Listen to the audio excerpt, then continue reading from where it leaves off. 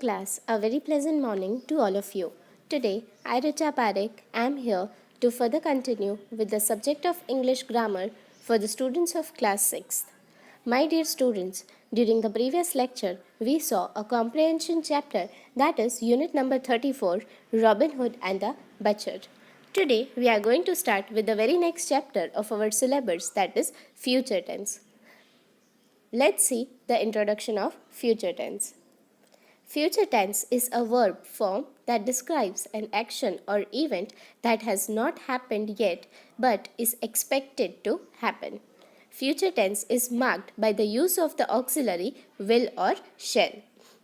In the semester 1, we saw about present and past tense. So in this semester, we are going to see about future tense. As the name of the chapter indicates future, we can say future tense is a verb form which describes an action or the event which is going to happen in near future. It has not happened yet. Future tense will always, the verb in the future tense will always be with the use of the auxiliaries will and shall. The future tense has four forms. As we saw in the present tense and past tense, we saw that future tense also, we will see that future tense will also have four forms.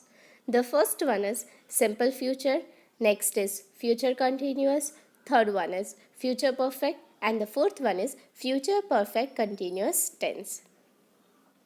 Let's see the first one, simple future tense. Verb form will be the structure of the formation of a simple future tense sentence will be will or shall plus the base form of the verb.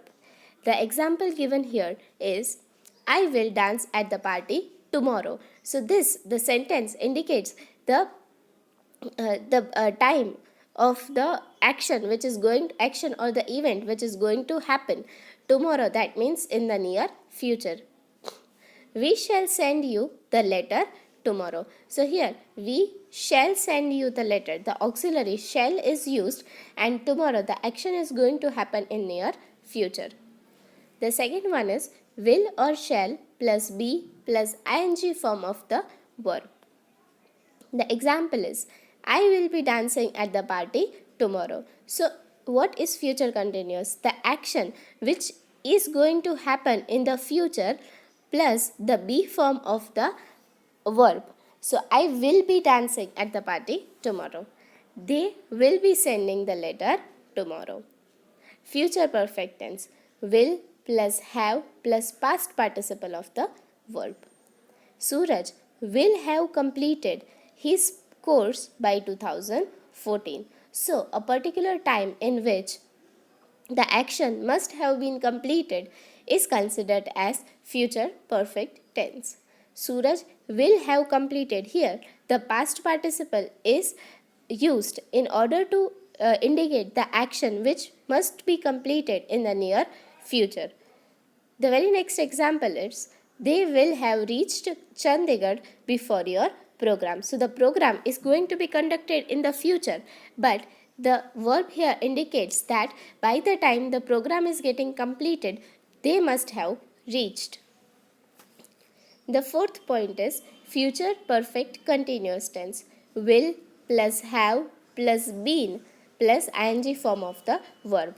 The future perfect continuous tense itself indicates the action which is going to be conducted in the future, which must have been conducted or is in the continuation, is considered as future perfect continuous tense. Suraj will have been watering the plants when his daughter leaves from the school for the school.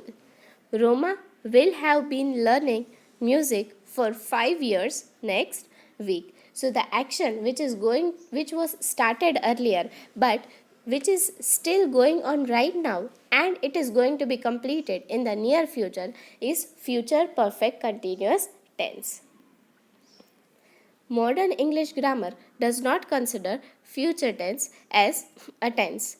This is because auxiliary will is most commonly used to indicate future, and the verb itself does not change in any way as in the present tense and the past tense.